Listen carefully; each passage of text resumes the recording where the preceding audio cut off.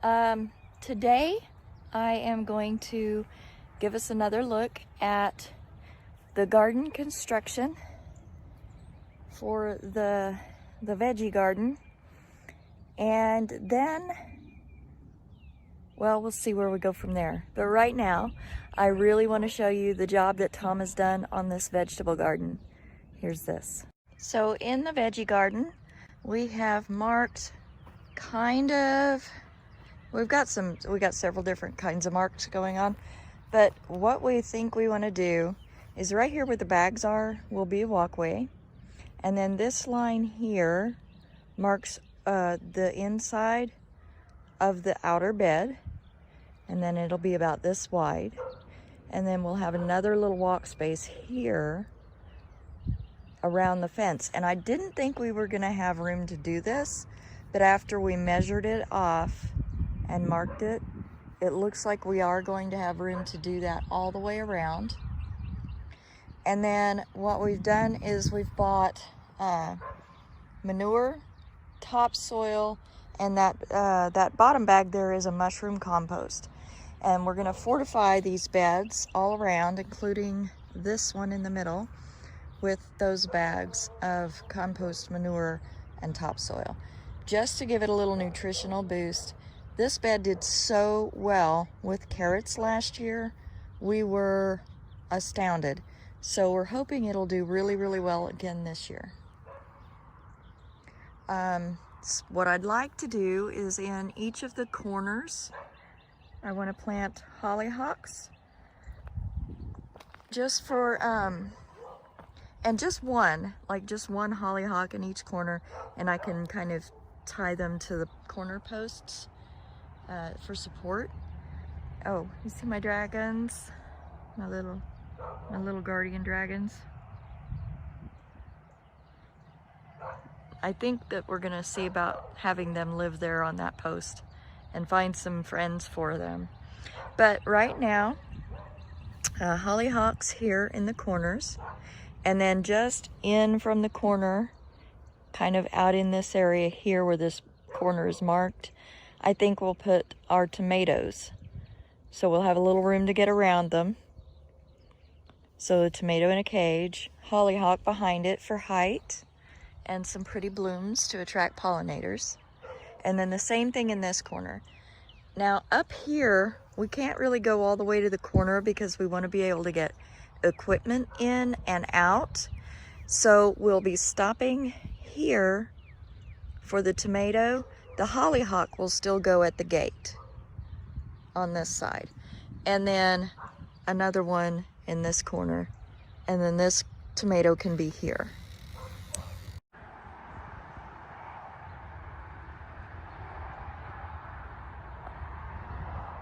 You can hear that the highway has already picked up this morning. And the wind is swiftly picking up, as you can see by our little hawk deterrent flags. Ooh, and here it comes. Gonna let the chickens out this morning, and once that is done, I will show you our garden progress.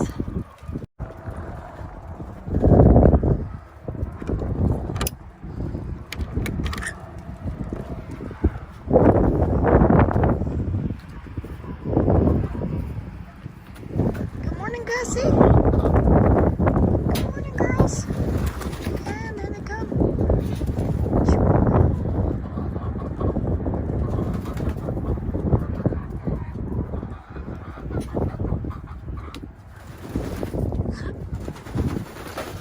Look out below.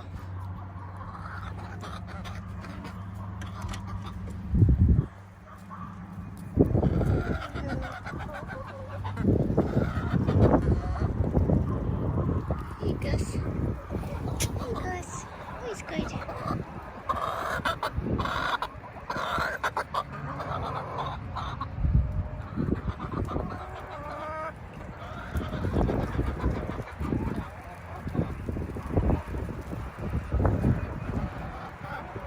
Oh, she's afraid somebody's got some. She doesn't.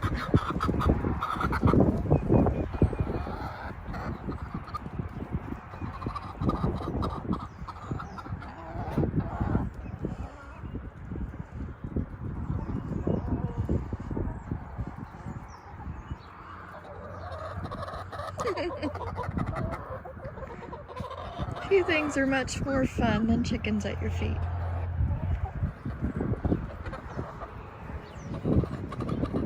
It's not quite up there with puppies, but you know.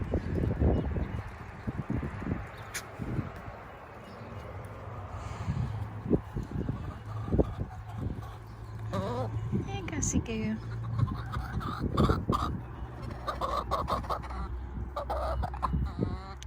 Pretty lady.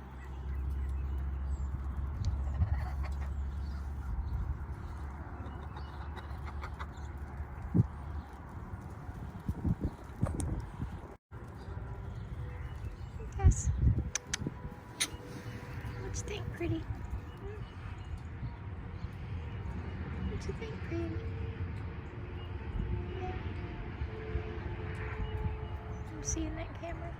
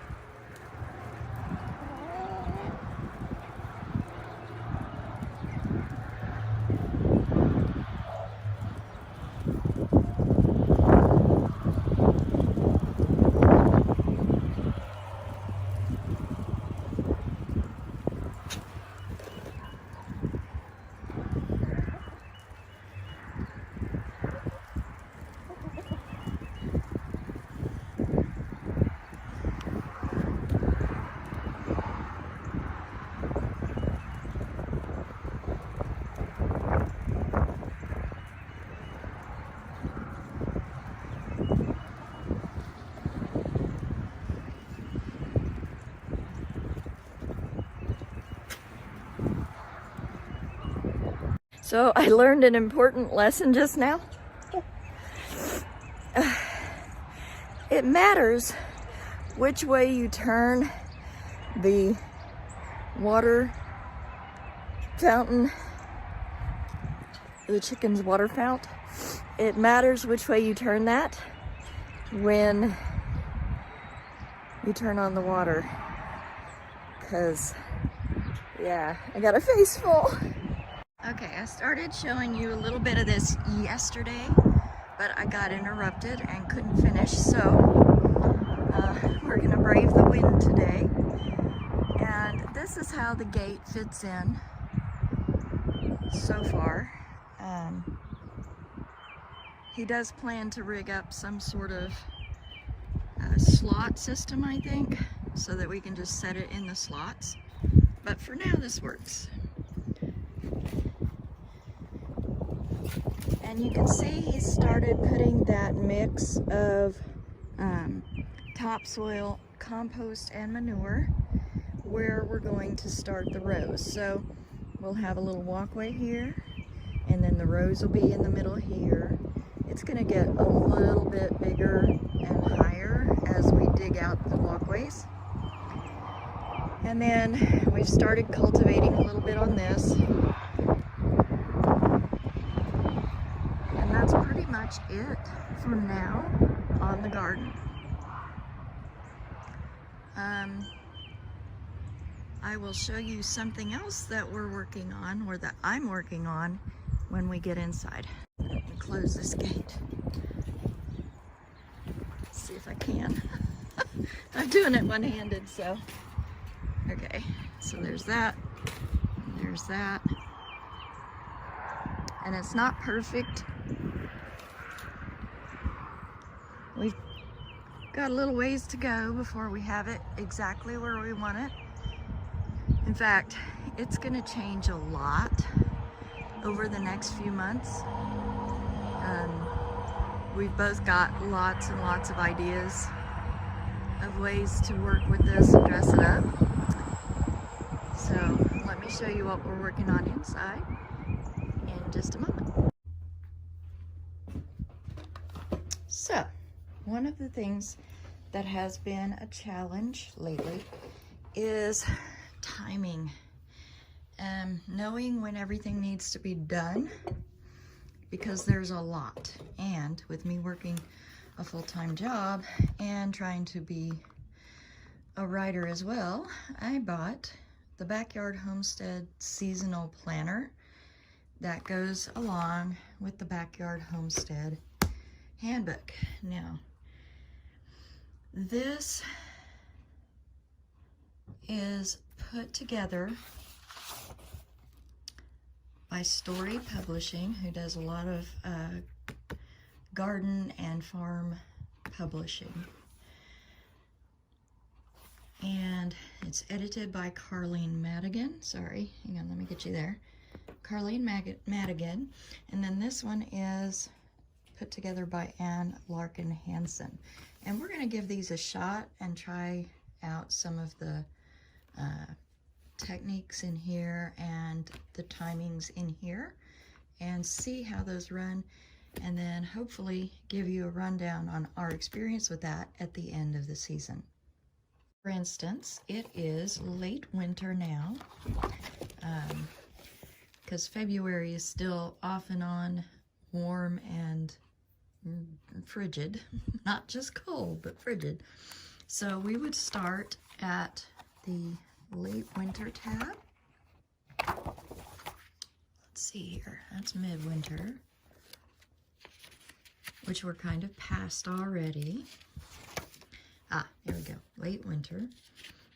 And we'd start with the rundown of the chapter.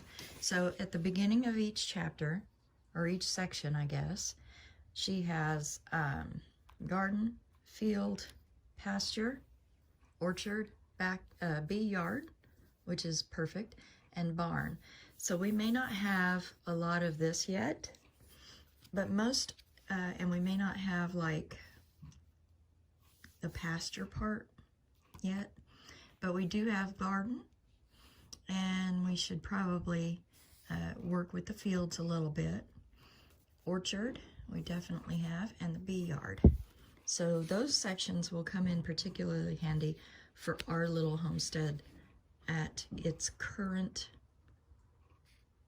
level of development. But they also have, on the next page, coop, in the equipment shed, in the woodlot, and wildlife habitat, which I find really encouraging. So we may not have fish cribs or whatever, but I bet there are going to be things in the other seasons that will be super helpful in making our homestead more wildlife friendly. So then it goes into seasonal chores. And then it breaks it down kind of in the same way that it did at the very beginning of the section. So, well, I won't go into super duper detail because copyright.